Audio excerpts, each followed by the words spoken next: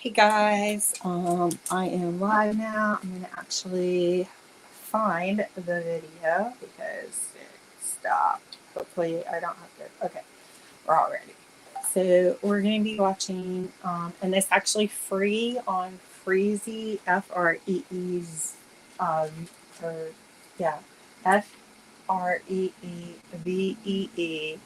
But you can also check like whatever thing that you use.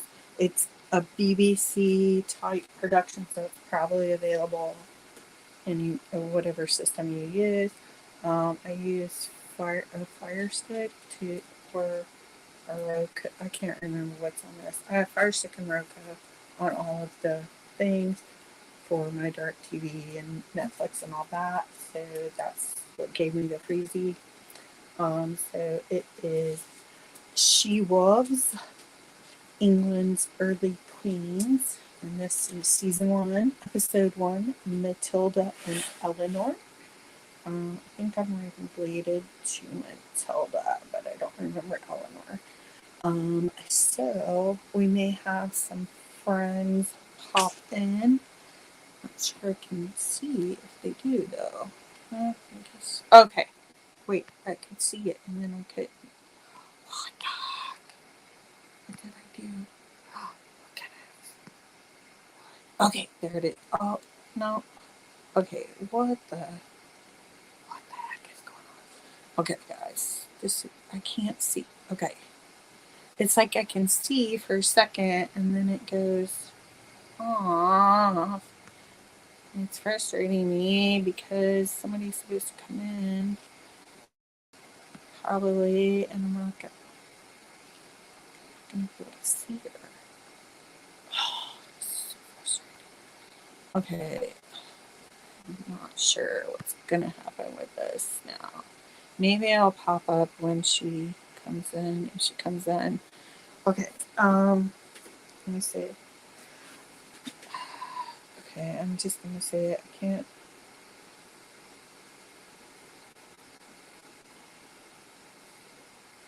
see who's backstage.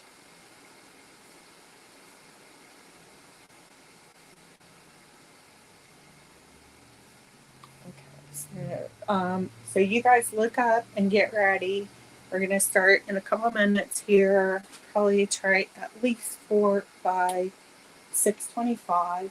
So it's She Wolves. They actually use a hyphen on this. I look it up without it. Um, and then England's for early queens. I said first queens. England's early queens. And then season 1, episode 1, Matilda and Elenore.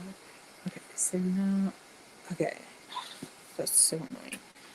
All right, so let me know. Tell her, let me know if she comes in.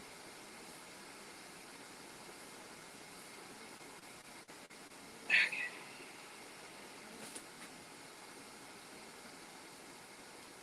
Sorry, guys.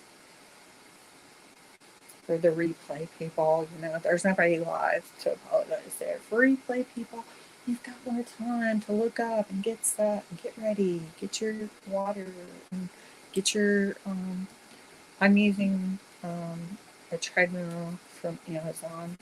I'll like add that to my links at some point. Um,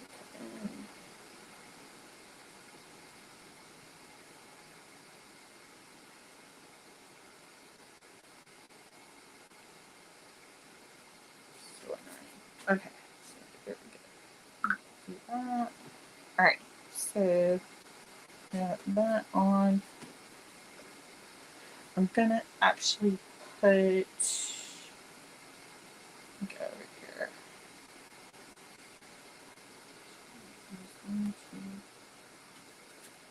Over here. So we should be live on Facebook as well as YouTube. I don't think I'm logged into the Facebook page over here, so I don't know if stuff will pop up here. It says some destinations won't get comments, so I don't know about that. Okay, so we're supposed to start a live video. we already started it. It's like telling me to start. Okay, so let me go and let me see if I can go into this. That's probably going to put me in that thing. Whatever. Okay, is everybody ready? Let's just go, because I don't think she's going to come in. So let's try this again. Come on, dude. It keeps doing this stupid thing to me where it will... Sorry. Now it's my turn to look at it. Okay, she was so frustrating.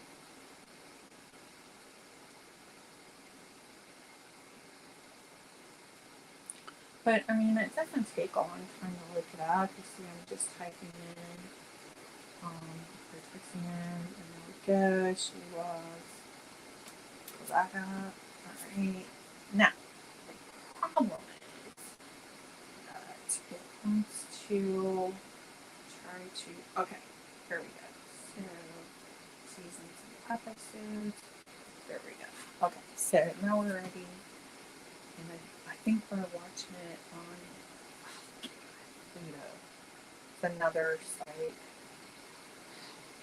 Let's mention forever.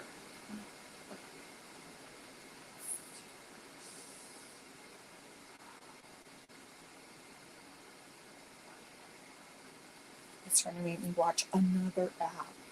It's so annoying. It probably will take. Let me choose my episodes. Alright, here we go. Alright, I got it. Sorry.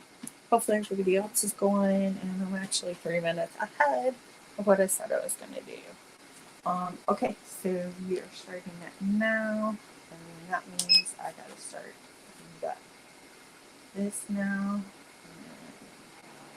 1953. Alright, you guys got yours going? But a young queen is about to be crowned, and the crowd roars at the approval. This is so sad to watch Elenore, or Elizabeth II. And she will go on to reign over us for 6 decades. She is so beautiful. But England's queens haven't all been. Actually, it just said 6 decades now. It's 187. Women and power so beautiful. That's combination. Little Charlie. 800 years earlier, another female heir to the throne came to Westminster for her coronation. She wasn't met by cheering crowds. Instead, she was chased away from the capital by an angry mob. She was chased away. Her name was Matilda. The first woman to make a claim to the English crown in her own right. But 800 years ago, power was inescapably male. There was no. I'm not sure if you guys hear off of this, so watch it. Matilda's first queen in her right. To win power, then battle to keep it. Yet despite everything that stood in their way, a handful of extraordinary women did attempt to rule medieval and Tudor England. So these are the rules in their own right. About the queens who challenged male power and the fierce reactions they provoked. When they pursued power like kings, these royal women were criticised and condemned. Most graphically of all, they were vilified as she-wolves. These are the stories of the she-wolves of England. And to explore them is to realise really how far we've come and how little has changed. Okay, so you may be able to hear it now if you're not able to watch live. So a lot of these women are actually in my genealogy tree. I think Matilda is direct. On the 24th of June, 1141, a 39-year-old woman sat down here at Westminster to a sumptuous banquet. It was a feast to celebrate her planned coronation as Queen of England. Matilda, it seems, was about to become the first woman to rule England in her own right. Okay, we're speeding up. I'm at 2:23. Matilda was the daughter of Henry I, Daughter Henry the First. Okay, yes, I'm definitely related because I related to Henry the First. This faint manuscript image is the only contemporary picture of her that survives. Oh wow, that's crazy. Her attempt to claim the crown was to throw the country into almost 20 years of catastrophic civil war. Just because a woman's going to be a leader. History as a domineering and destructive woman, seen by men as a she-wolf, simply because she dared to challenge the assumption that only a man could wear the English crown. It's funny, all these men look exactly the same. Began with a tragedy, the death of the male heir, her brother William. It happened not in England, This is, but when he and my have to father were read returning from their territory the actual story for this. I get to figure out which book it's in, and I'll add that. Village, Barfleur in Really Yorkshire, good. is once the greatest port on the northern coast. It was from here that Matilda's grandfather William, Duke of Normandy, set off to conquer England in 1066. 54 years later, another Norman fleet set out from Barfleur to cross William the the Channel. Conqueror. At its head was the King of England, Henry I, with his great dragon-headed longship. And behind them, in the newly fitted out vessel called the White Ship, was the Sunday William, with a large party of young noblemen. Yeah, it's such a crazy story. I don't know how deep they go. You gotta read it. But the water in Barfleur Harbour was still and glassy. They're like And all there seemed no drunk, need for concern. and they decided still to go at night. At twilight, to be followed by William and his company of bullions and aristocrats. But when the White Ship slipped out into the dark water, The White Ship, everyone it was like roaring drunk. they were trash. They think like possibly even the captain was drunk, No one noticed the rock at the harbour mouth, and then but no one could mistake the sickening jump as the ship struck. all of them like almost like a third of the heirs to all of the noble ones. To sink, 20 minutes down. and in the freezing November waters, there was no hope of rescue. Cold water. I mean, that's like Titanic. The chronicler William of Malmesbury wrote, No ship that ever sailed brought England such disaster. it was such a calamity that 2 days passed before anyone dared to break the news to King Henry. When eventually a stuttering boy was pushed forward to tell him that his son was dead, the king collapsed in anguish. It was a personal tragedy, but for a king, the personal was always political, and all Henry's hopes for his country's future had been swallowed by the sea. Yeah, so he only had Henry's son William was the only boy. For just over 50 years, but already a dynasty had been founded, and a new source of He's a potential power. great. After all, they were the ones who produced sons and Well, heirs. actually, I think the White Ship. I think But now this there was is no actually in the natural book she successor to wrote. continue the line. No boys, just a daughter called Matilda. Water. There had never been a female heir to the English throne. But then again, there was nothing explicitly to say that a woman couldn't inherit the crown. The revolutionary effect of the conquest, which had swept away all precedentary tradition, meant that modern England hadn't yet developed fixed rules about how a new monarch should be chosen. So they hadn't like done the requirements and stuff like that. It wasn't enough Yeah. to have a right to the throne. It was kind of like, To wear the crown, you had to fight for it yeah, too. you had to fight for the crown. That's It was exactly very what bloody. happened with Matilda's father. Henry I had fought his older brother for the rule of England and Normandy. And once he'd become king, he had to keep on fighting to impose his authority on his nobles. Could this possibly be a job for a woman? Okay, so we gotta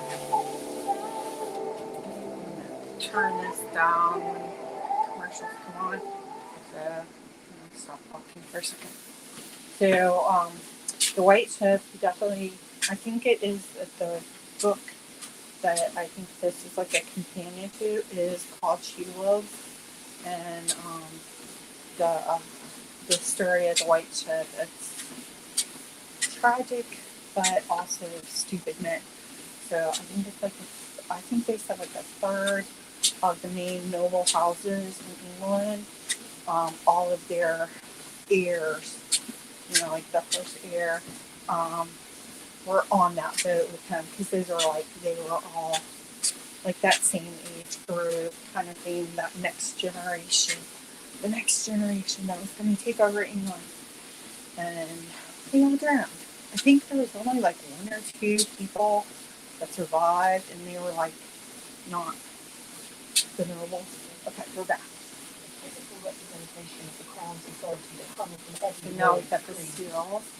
It's an iconic image of power that demonstrates the king's most fundamental roles.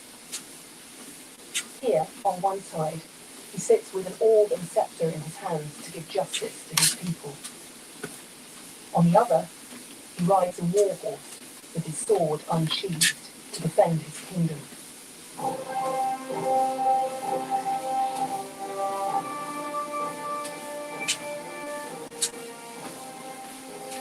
Even today, power still looks, that looked like sounds, and feels Churchill. overwhelmingly Churchill's male. actually half American. His mother is Back American. then, there was no question in contemporaries' minds about the order of God's creation. Men ruled, and their women obeyed. And that's why women are In hard to fact, the find info. Anglo-Saxon word for queen didn't mean a female king. It meant the wife of a king. The queen And as a only king's meant wife, queen a or queen could consort advise her before. husband, or even represent him. But her authority always depended on his. I'm going up to And 2.5. it was this military Trying to get a little bit friendship longer as royal stretch. wife to a royal husband, for which Matilda had been prepared since birth. When she was a small child, her father sent her to a foreign land to be married to a complete stranger. At the age of 8, she'd already begun an extraordinary career. She left England to marry Henry V, the King of Germany and Holy Roman Emperor. Since then, she'd been fated as his empress of the greatest court in Europe. And as a result, she had a powerful sense of her own majesty. And that's why Henry, before he died, he got all of his nobles to say that they would support Matilda her. assumed that she would spend the rest of her life as a German empress. But when she was 23, her husband died suddenly. Okay, so she And after 16 years abroad, Matilda came home to England. She was Henry's only heir, and he chose this moment to ensure the future of his dynasty. Yeah, the big one. Just the nobles on board, because otherwise, This is Westminster Hall. I've In been the to privacy, Westminster. it was probably the largest indoor space in Really Europe. cool, the wood It still ceiling has is a daunting amazing. grandeur. It was at a ceremony here that Henry promised Matilda a startling new future. He was suggesting that for the first time, a woman could rule in her own right as a female king. On the 1st of January 1127, here in the Great Hall at Westminster, the nobles of Henry's kingdom swore a solemn oath that they would support Matilda's right to succeed to her father's throne. No one tried to argue that a woman couldn't rule. But the likelihood is that the nobles were paying lip service to an idea that they thought would never happen. They were So sad Henry about their had own an sons. alternative plan. Matilda was still young. If she could give him a grandson, England might yet be ruled by a king of his bloodline. So once again, he sent her away to be married. She might have been promised a powerful future, but for the moment, she was still her father's pawn. Since the conquest, the kings of England had ruled both England and Normandy. But this new Anglo-Norman realm was difficult to hold together. One way to defend it was to create alliances through marriage. So Henry chose as Matilda's bridegroom Geoffrey of Anjou, whose lands to the south of Normandy could protect Henry's borders. Got a lot of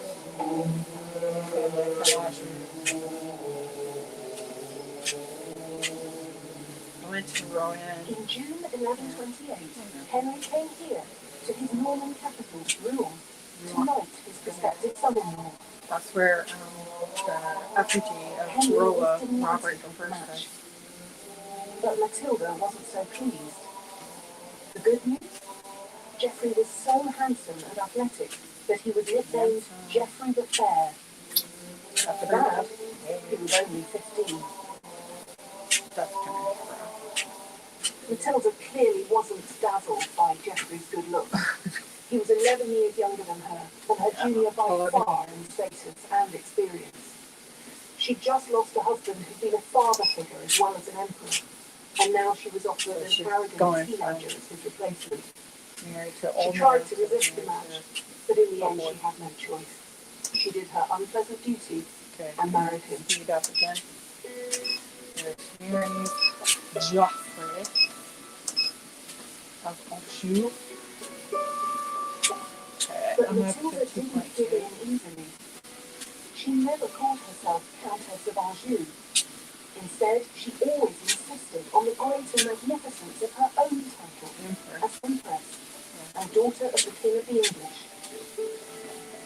As such, Matilda knew what her father expected of her, that she should produce a male heir. But just a year after the wedding, the unhappy couple were living apart. Matilda might have given up on her marriage, but her father hadn't. That's like In you guys are making a 1131, baby. he imposed a reconciliation on the couple, and to good effect. In the spring of 1133, Matilda gave birth to her first child, a healthy boy called Henry, after his proud grandfather. A year later, she had a second son. So Henry had his male heirs, but he was in his 60s, and it would be years before they grew up. And there was more. Having a family of her own meant that Matilda's loyalties were now split. The arrival of his grandsons was a dynastic triumph for Henry. But Matilda's new role as the mother of two young sons left her caught in the middle between her husband's ambition and her father's refusal, even at the age of 67, to relinquish any part of his hold on power. And in 1135, as political disagreement escalated into the flexing of military muscle, Matilda stayed in Anjou with Geoffrey, standing shoulder Before Pediasure, I was concerned it was behind in growth. His pediatrician had us try Pediasure. It's clinically proven. So that's kind of like the main thing is when you look back at important women in history, a lot of it is, and like another good book to read is The Cousins' War and Women of the Cousins' War, because they are like glossed over. They weren't. I mean, now we're actually starting to get, more understanding of what they did. The problem is that we don't have a lot of contemporary information that's like an honest look at these women, because men are the only ones that matter, and women only matter as far as how they lined up with the men. Like, okay, you're the queen. Well, that ended up having to become queen consort because Matilda being the first queen, it had a new meaning. And being queen, it was kind of difficult. Okay, back on.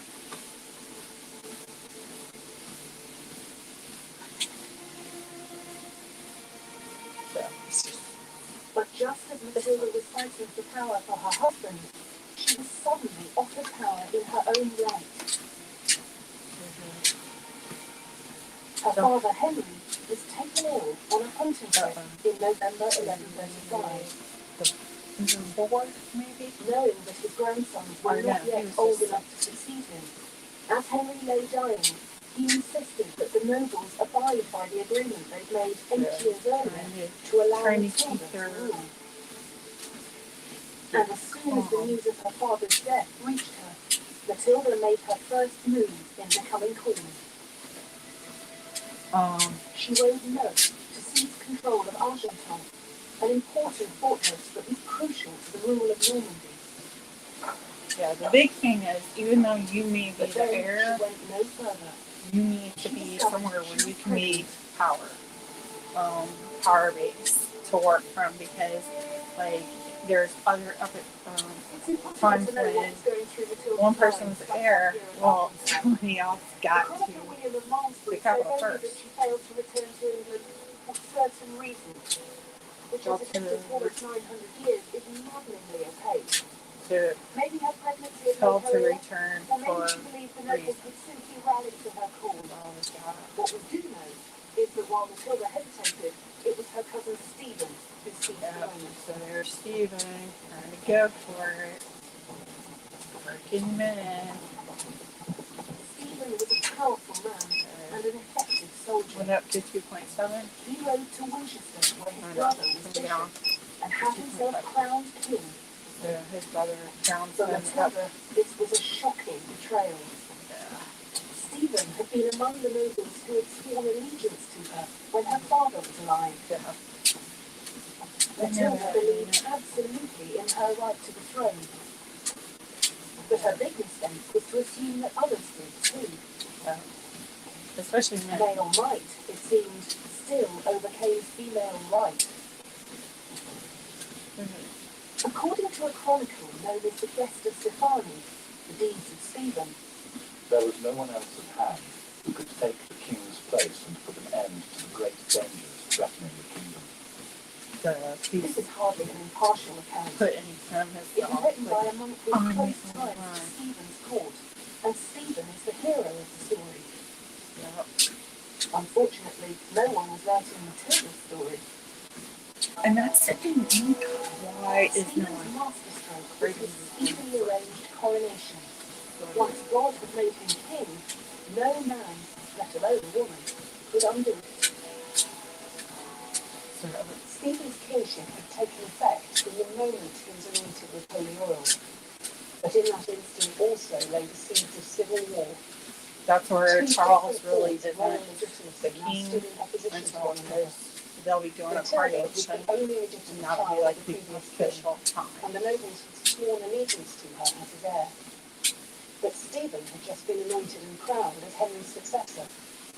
Victory for one now meant defeat for the other.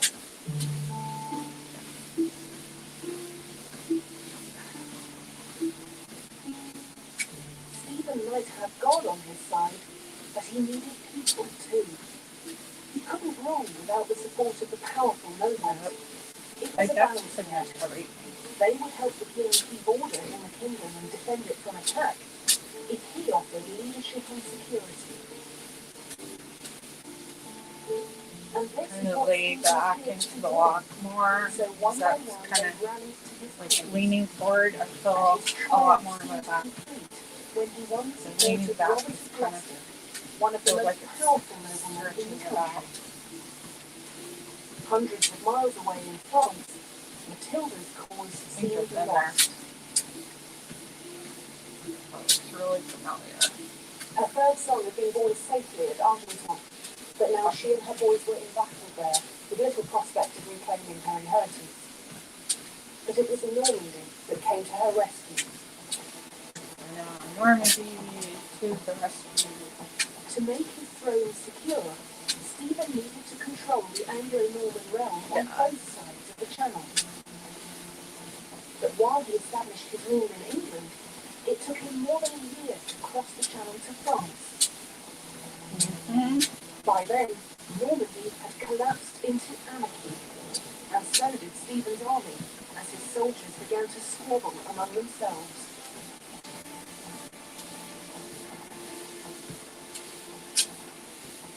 At her base at Argenton, news reached Matilda that Stephen's campaign in Normandy was disintegrating into chaos.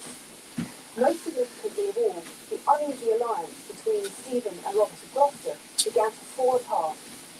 And in June 1138, in a dramatic about turn, Robert declared his support for How are you Matilda. guys doing?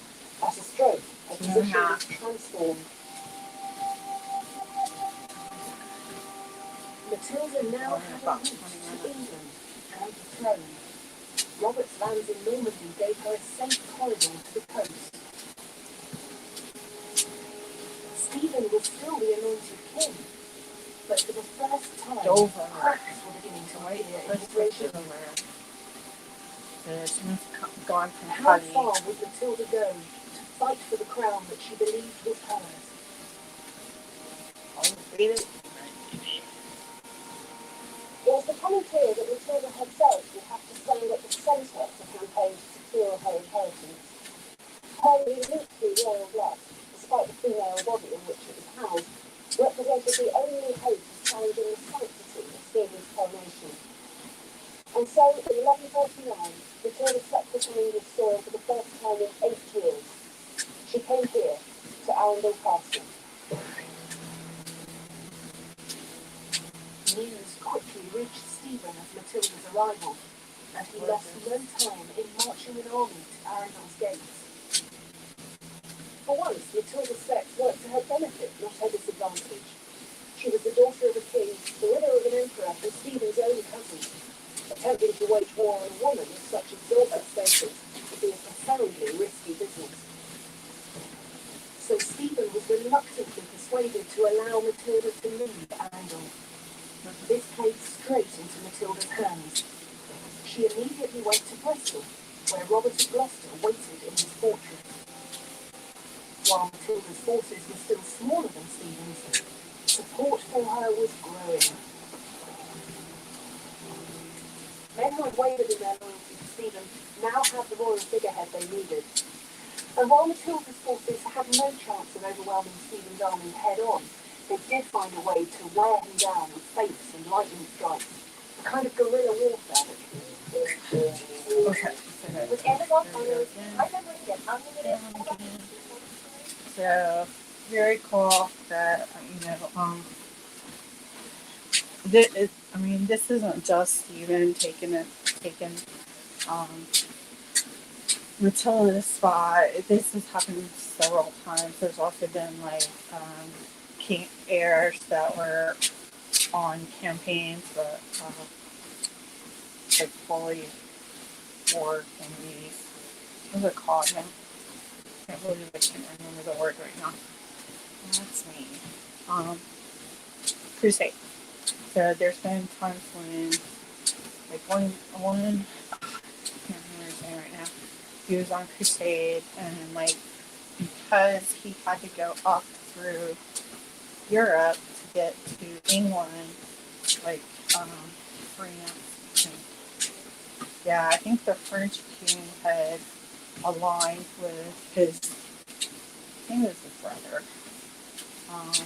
That may even be Henry or his brother.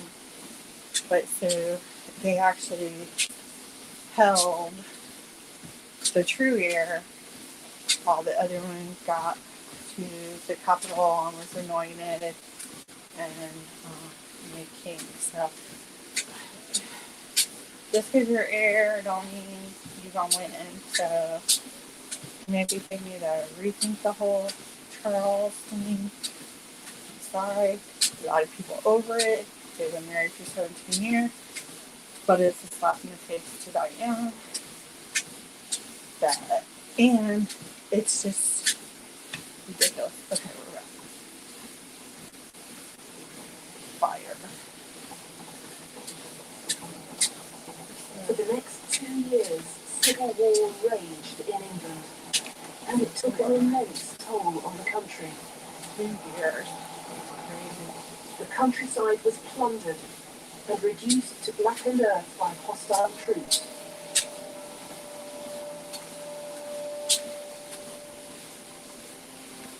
It was a dreadful thing, said the chronicler William of Malmesbury, that England, once the noblest place of peace, the peculiar habitation of tranquillity, had sunk to such wretchedness.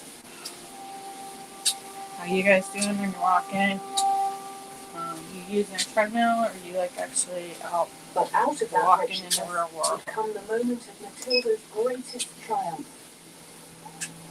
In February 1141, in vicious fighting at Lincoln, troops loyal to Matilda defeated Stephen's army and took the king prisoner. 5 years since her father's death, but now the throne was within her reach for the first time. Now Matilda knew she needed the church and the people to recognise her as queen. She couldn't undo Stephen's coronation, but she could try to supersede it with one of her own. And she found an unlikely ally in the man who had orchestrated Stephen's coronation. His own brother, Bishop Henry of Winchester. Matilda cleverly promised Bishop Henry first place among her advisors, and in return, he rallied the church to her cause. In April 1141, Bishop Henry convened a special council of the church at Winchester. Among those who attended was the chronicler William of Malmesbury. Malmesbury's a really good trade. This is a translation of William's Chronicle, and it's an extraordinary thing more than 800 years later to read an eyewitness account. It turned out that the bishop was a master of political spin. He explained to the council that when King Henry died, he had left his crown to his daughter. But, he said, because it seemed tedious to wait for the lady, who made delays in coming to England since her residence was in Normandy, thought was taken for the peace of the country, and my brother allowed to reign. This was a piece of breathtaking revisionism. But the bishop didn't stop there. Stephen, he declared, hadn't brought peace and justice to England, and he was now a prisoner. So the English church spoke in the voice of Bishop Henry. We choose as Lady of England and Normandy the daughter of a king who was a peacemaker, a glorious king, a wealthy king, a good king, without peer in our time, and we promise her faith and support.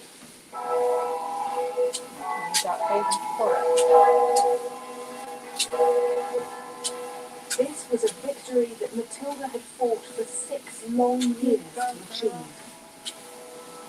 So here at Winchester, Matilda was recognised as England's lady, domina in Latin.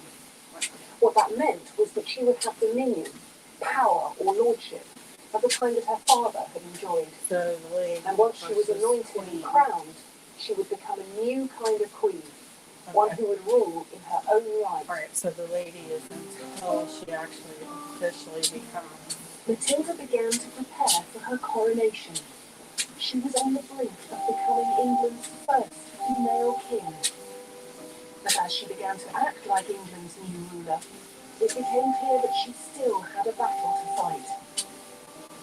As the chronicles written at the time reveal, when the great men of the kingdom began to be confronted with the reality of female rule, they didn't like what they saw. She was lifted up into an insufferable arrogance, and she alienated the hearts of almost everyone. She had brought the greater part of the kingdom under her sway, and on this account she was mightily puffed up and exalted in spirit. She at once put on an extremely arrogant demeanour instead of the modest gait and bearing proper to the gentle sex, began to walk and speak and do all things more stiffly and more haughtily than she had been wont, to such a point that soon, in the capital of the land subject to her, she actually made herself queen of all England and gloried in being so called. This has become the defining account of Matilda's difficulties at this crucial moment. She was just too arrogant to make a success of ruling. She's a woman. But there's more going on here than a previously undetected character flaw. Matilda was trying to become Queen of England, Right. not in the conventional sense of a king's wife, but in the unprecedented form of a female king. And kings didn't deport themselves with a modest gait and bearing. They had to be commanding and authoritative. But when Matilda tried to do that, she was seen as unnaturally domineering. Because I'm being the actual The leader. great men of the realm couldn't believe that a mere woman wouldn't take their advice without question. And as the rumblings of discontent grew louder and louder, medieval spin doctors went to work.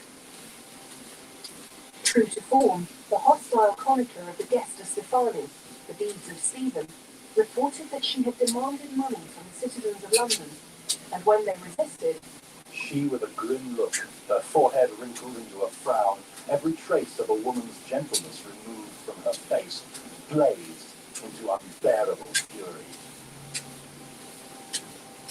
Stephen was still a prisoner, but troops loyal to his cause began to ravage the lands south of the Thames, just across the river from the city of London.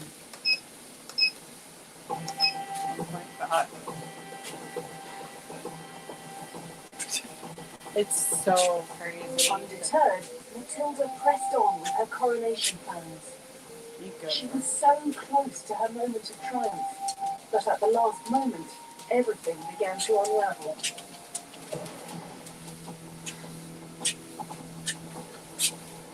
As Matilda prepared to enjoy her feast at Westminster, bells began to toll. The gates of the city swung open, and out swarmed thousands of armed Londoners to drive her away from the capital.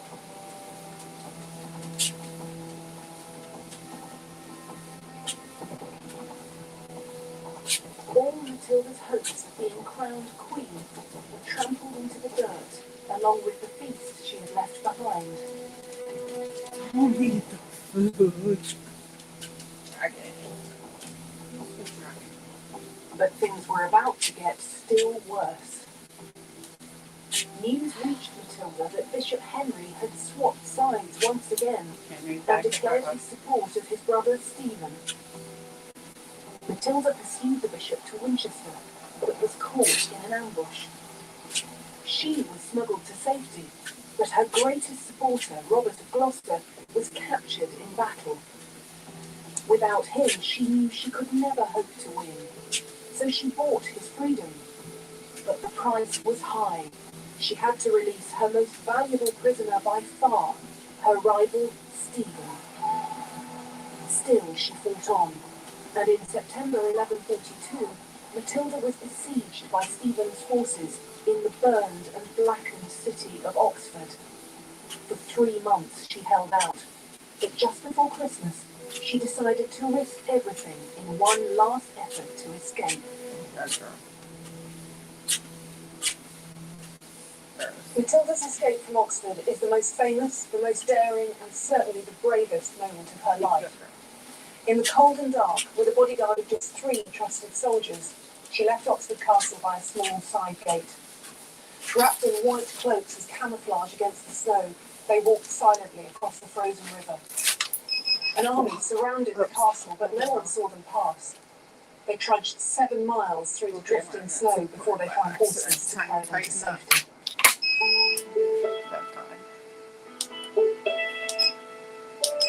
It was a courageous escape by anyone's standards.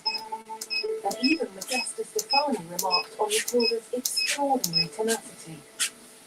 Never have I read of another woman so luckily rescued from so many mortal foes and from the threat of dangers so great. Matilda was now free, but nothing had changed. England remained in military deadlock. It was That little time to snake develop out a to new remind you game of something plan. in Game of Thrones.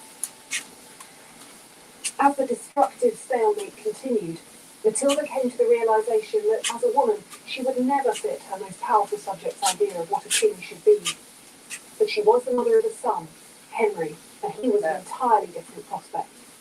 Matilda recognized that the battle she now faced was to win the crown for her son. Sure. Honey, Yeah. I respect that, but that cough was pretty bad. So that's like, and it's actually like even in my butler line, the earldom and the marquis. I think that title is now. I don't know if it's either dormant or defunct. I can't remember, but in that.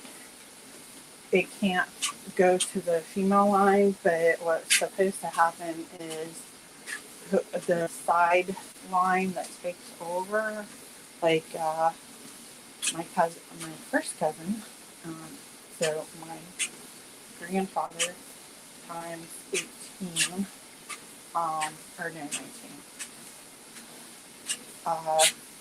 dealing with boys. Okay, he became the Earl Butler,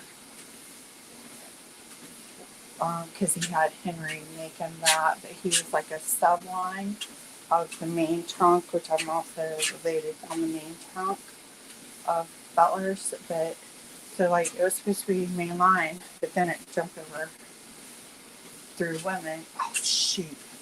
Is it playing? Okay, hold on. I think I can stop here. Okay, now we're playing. Are we playing? I don't know. I think we're playing. If the she-wolf who bears crown then had carved wood. While Matilda had been fighting in England, her son Henry Now had grown she's up in going to do France. it As a the strong guardian and kind of energetic thing. warrior, he had all the promise of a future king. And Matilda decided that the time had come for him to fight for his grandfather's kingdom. The sun out there. Stephen's position had depended on his ability to offer security and leadership. But the anarchy of the long years of civil war had undone all that. According to the Anglo-Saxon Chronicle, England's people felt abandoned by God, saying that while they suffered, Christ and his saints slept. Feeling nauseous. How are you guys doing on your walk? And so, in the face of dwindling support, Stephen was forced to agree a compromise. He would remain as king, but at a ceremony here in Winchester, Stephen recognised Henry as his successor. God, no. Matilda had won, but the cost of her victory was her own political eclipse. Yeah. She wasn't even mentioned by name in the treaty that brought an end to the conflict that had dominated her life. It wasn't long, though, before her self-denial was rewarded. Stephen died in October 1154, and 2 months later, almost exactly 19 years since Matilda's father had died, her son was crowned King Henry II. With her son safely on the throne, Matilda returned to Normandy and settled just outside its capital, Rouen, where she acted as Henry's counsellor and sometimes his royal deputy. Matilda had shown how hard it was for a woman to rule in her own right. In the end, she sacrificed her own claim to the throne to ensure her dynasty continued. She had lost the battle, but she had won the war. Her father would have been proud of her, and her son certainly was. Henry never forgot the importance of his mother, and always called himself Henry Fitz-Empress, son of the Empress. Very nice. A poem from the time recalls that nothing in the world was dearer to him than she. Mama boy, that's good. I like my Matilda boy. died in Normandy at the age of 65 on the 10th of September 1167.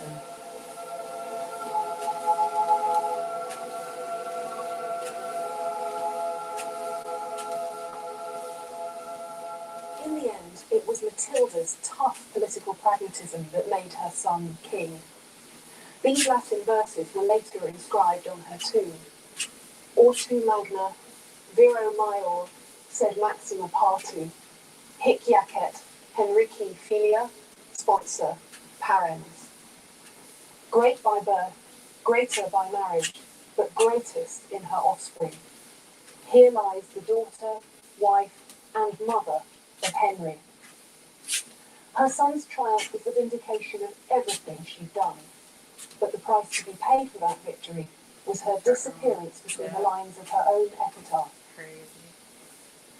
So This it's was not the her price as that Matilda herself. paid It's for being a queen her as who a dared daughter to or believe she might mother. act like a king. And still the question remained, would a woman seeking this much power always face such outrage? Of course. Alright, now we're going to go on to Elenore.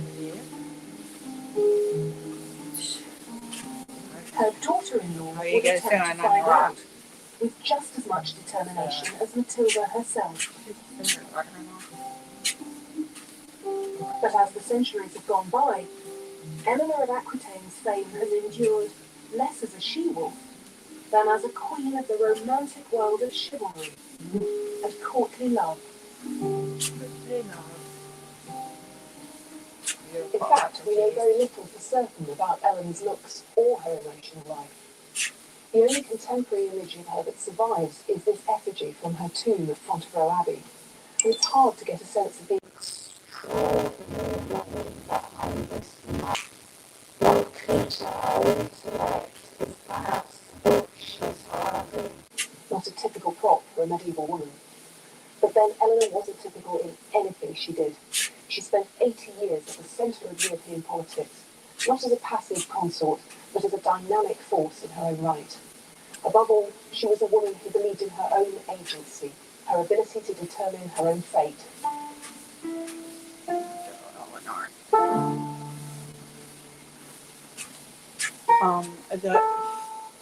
Eleanor's childhood was spent in Poitiers, one of the great cities of her father's duchy of Aquitaine.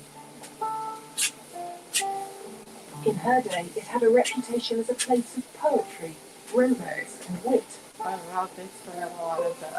It was a flamboyant and sophisticated court for a girl to grow up in. This exquisite church, with its elaborate carvings and richly painted walls, gives us a rare glimpse into the sumptuousness of Eleanor's early life. But at the age of 13, she was abruptly taken away from all this. And married off, as usual. The beginning of Eleanor's life was entirely conventional for an aristocratic Until her heiress. gets to 13. Just Probably like made her Matilda before her, she was an asset to blood. be traded in marriage. Yep. But Eleanor made a particularly powerful match. Her new husband was heir to the French throne, and within days of the wedding, the old king died. Now, at the age of only 13, Eleanor was Queen of France, wife of King Louis VII. Yeah. Louis, who was unworldly and young for his years, was puppyishly devoted to his beautiful wife. Eleanor was much less impressed. According to later gossip, she said he was more monk than king.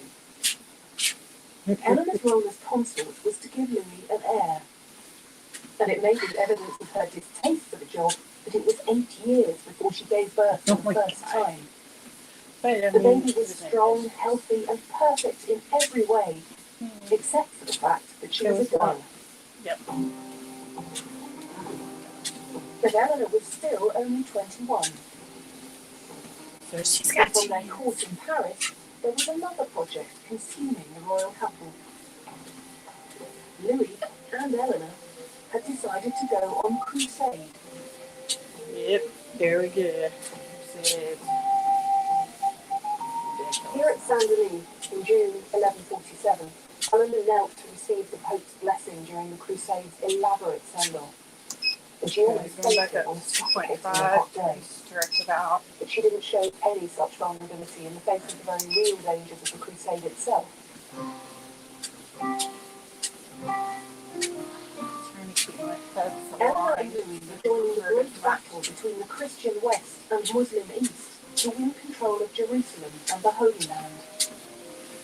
This adventure was the first sign that Eleanor was not going to be a conventional wife or queen. A crusade was not to be taken lightly. A treacherous journey across thousands of miles to face dangers of landscape, climate, disease, and war. Ironically, though, the greatest threat to France's queen wasn't her position near the front line, but a personal scandal. Eleanor and Louis made their way across Europe. In the spring of 1148, they sought refuge in Antioch, now in modern-day Turkey, which was ruled by Eleanor's uncle, I want to go down Roman my of next Poitiers. trip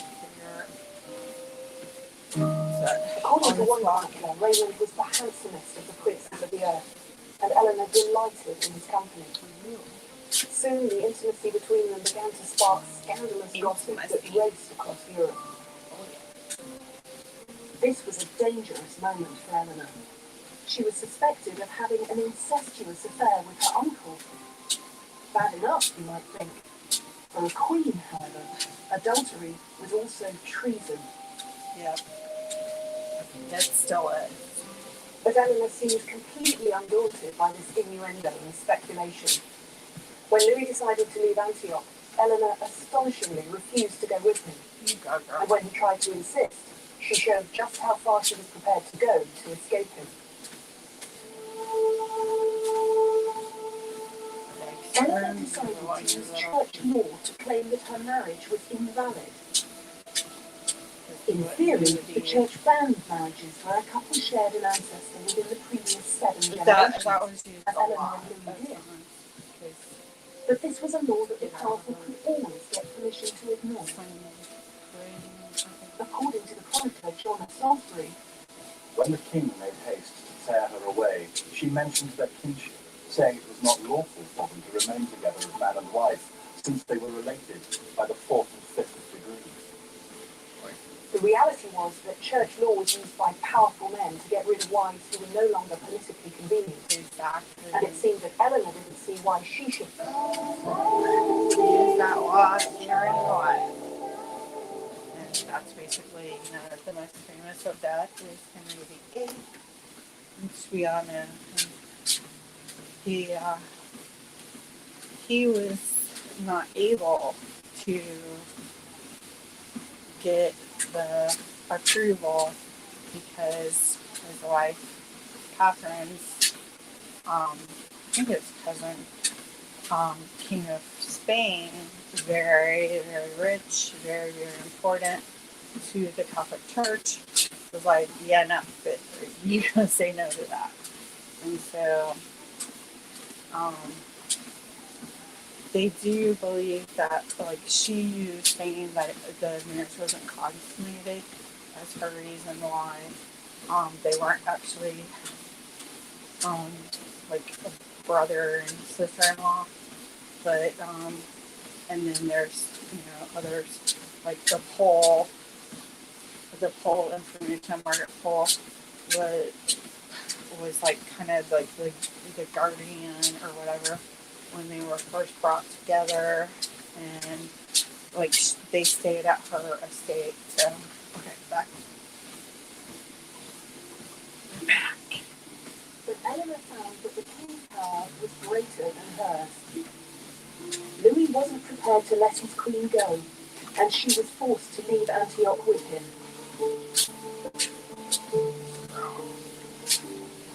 In 1149, the failed crusade trailed How are you guys home, doing? and for the next 2 years, Elenore didn't waste her energy by struggling further.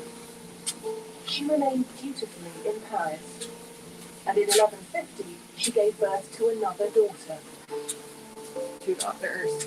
But then she encountered the man who would change the whole course of her life.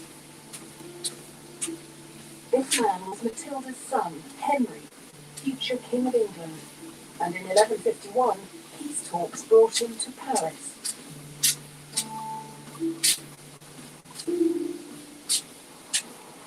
Elenore and Henry must have met when he came to the French court in the summer of 1151, though the chroniclers are tantalizingly silent on the subject. He was 9 years younger than Elenore, a fiery and charismatic young man with boundless energy as a soldier and a leader. And just 7 months later, the difficulties in Eleanor's marriage erupted into the open once again. This time, it was Louis who had given up the fight to keep his wife by his side. In March 1152, a committee of French bishops annulled their marriage, and Elenore left Paris immediately for Poitiers.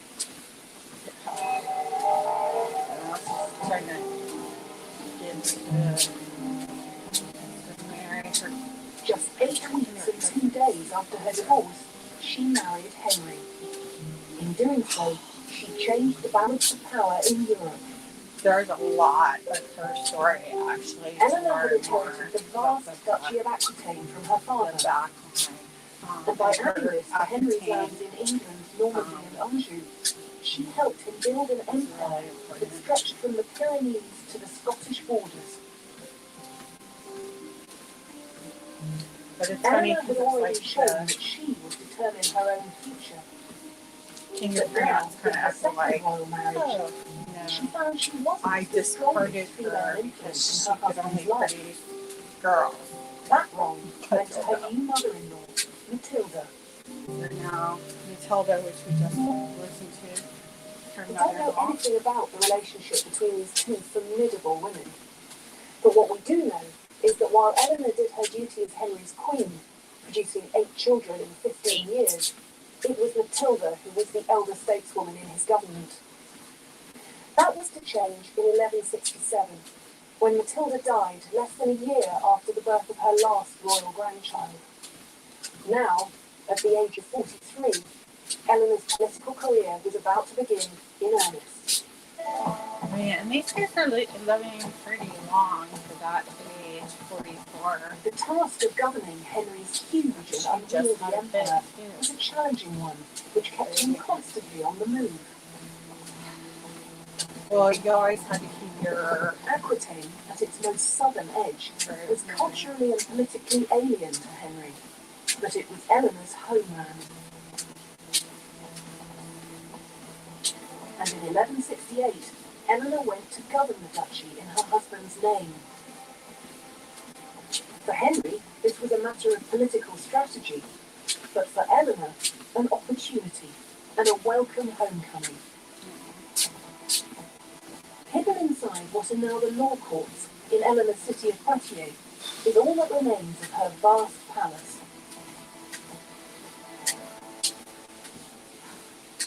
We don't know very much about the details of Eleanor's rule, but it's clear that she So exercised frustrating. independent power here, holding great courts where she gathered Aquitaine's lords around her. But she wasn't accused of unnatural pride as Matilda had been in England. Instead, her role as Aquitaine's duchess was accepted. A woman in charge was much less challenging, it turned out, if she were ruling as the lieutenant of an absent husband. Yeah. That's true. 'Cause there's However, the stories that surround this period of Eleanor's life are tales of romance and chivalry. Aquitaine was the home of the troubadours, who sang of knights declaring their passionate devotion to unobtainable ladies and attempting heroic deeds of valour to win their hearts. One 12th century text entitled De Amore puts Elenore at the centre of these stories, ruling over a court of love that pronounced judgment on questions such as whether true love could exist in marriage.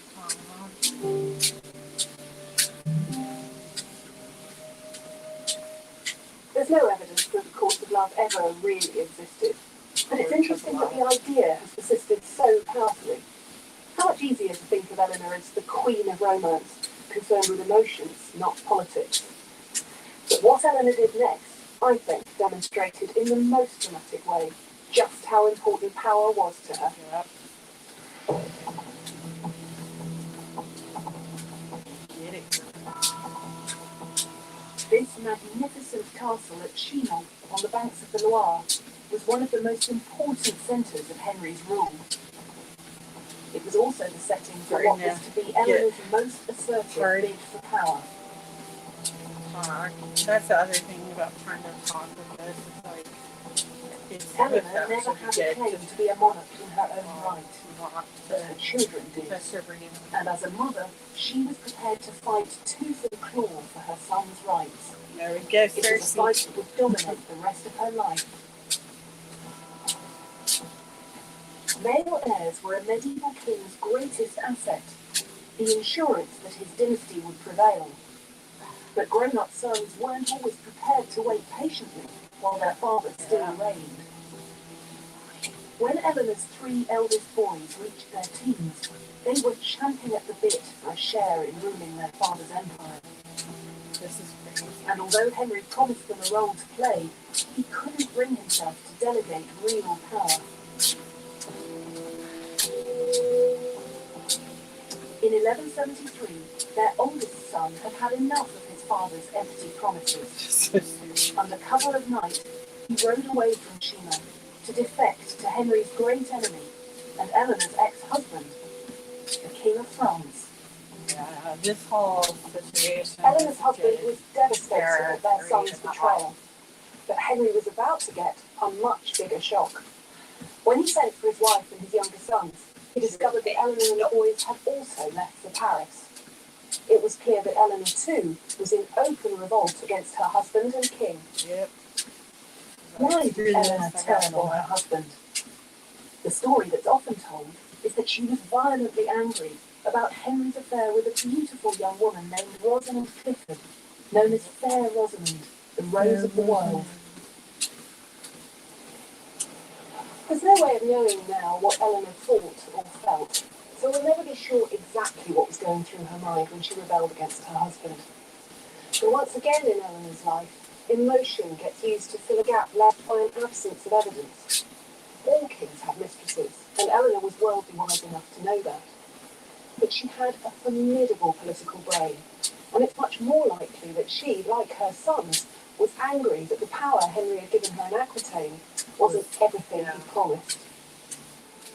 So don't tell me giving me leadership and then Eleanor was treading an intensely dangerous path, but she had never been held back by fear. like so go roll that mainly so you She had already done the unthinkable when she left one king to marry another.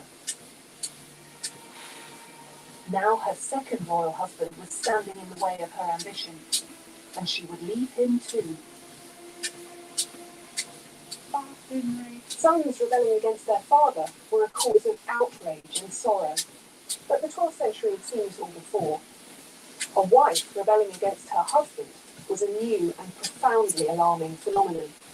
One chronicler scoured his archive to find more than 30 examples of sons taking up arms against their father, but not a single precedent of a queen in revolt against her husband.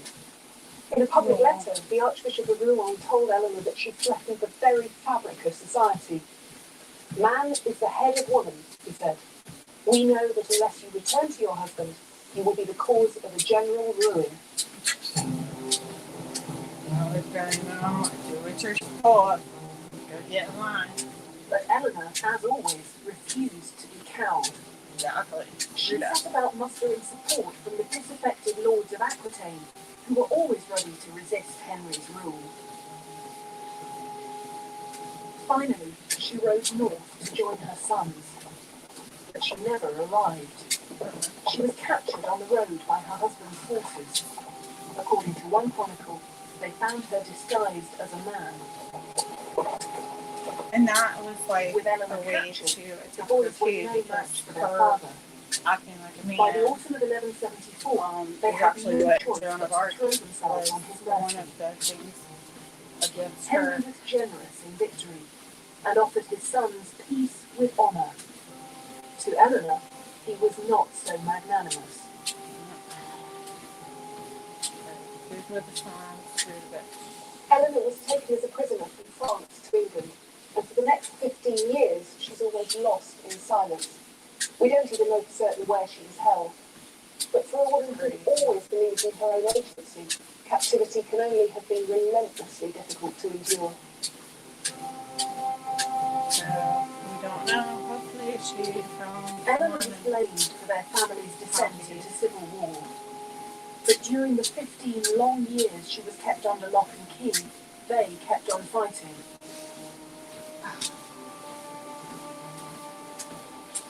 It was a conflict that claimed the life of her eldest son. And it didn't stop until 1189, when at the age of 56, in his fortress of Chinon, Henry II died.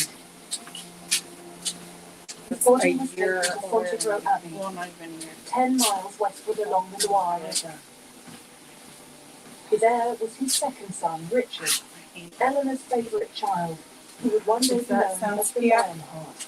Yep, right. It was dusk He's when Richard actually in stepped into the Rowan. church Also, to his look for the last opportunities time and at his dead father's face. Then he sent word to England that his mother was now a free woman. yeah, free my mom. Free pregnant. Free Elenore. Eleanor was 65 years old, and after 15 years in captivity, her moment had come. And this time, she wasn't just given the Duchy of Aquitaine to rule, but the Kingdom of England.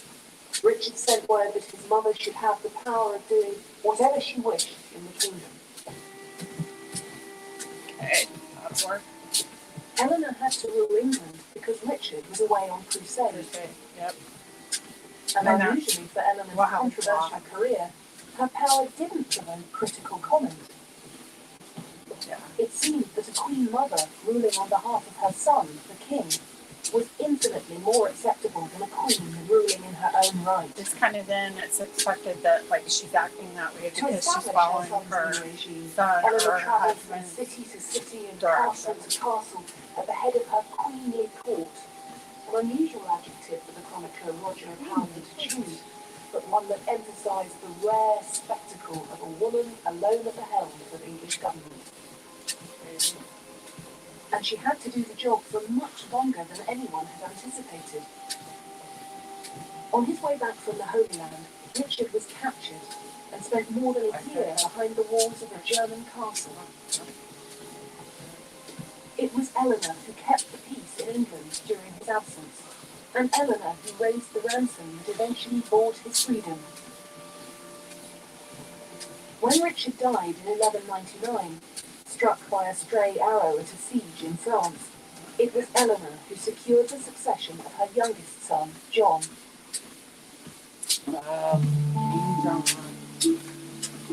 Good story. Amazingly, at the age of 75, she travelled hundreds of miles, the But, length and breadth of John France, actually to is support one John's that rule. he set up But the eventually, butler age line and exhaustion caught up with Eleanor. of cousins that She I returned here to go Fontainebleau to through rest, there as well.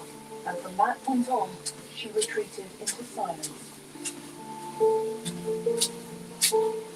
Eleanor died on the 31st of March, 1204, at the age of 80. That's incredible for that time period. Despite her long years of conflict with her husband, she was laid to rest beside him. That's kind of special. It's kind of like something about that. Matilda and Elenore both believed in their right to rule for themselves. Matilda got to the very brink of her own coronation as Queen of England, and when Eleanor's power and autonomy were threatened, she went so far as to lead a rebellion against her own husband. But in practice, it turned out that the sight of a woman pursuing power for herself caused consternation and horror. The fear of the she-wolves had begun. And that's kind of like, all right, so there we go.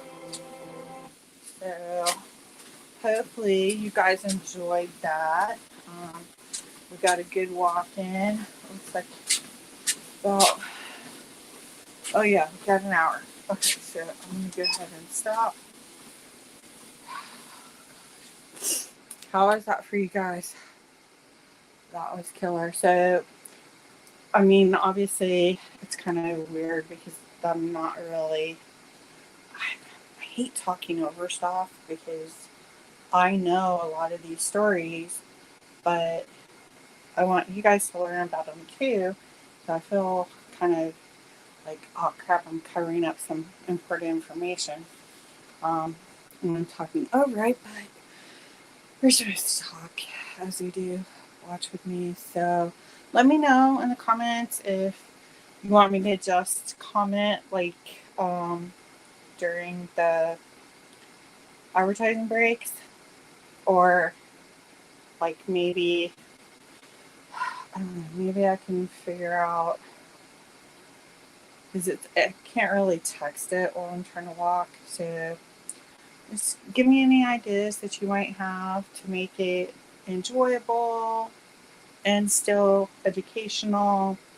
There's a lot to learn about our ancestor women, and she like touched on several stories. Read the book. She was England, but I think the Plantagenets is what I've been reading. It's the Plantagenets that I've been reading. That is got the stories, coming from Henry the First down, and covers the White Ship, which that was hugely catastrophic, not just for the royal line, but for all the noble lines. And she did, they didn't really cover some of that.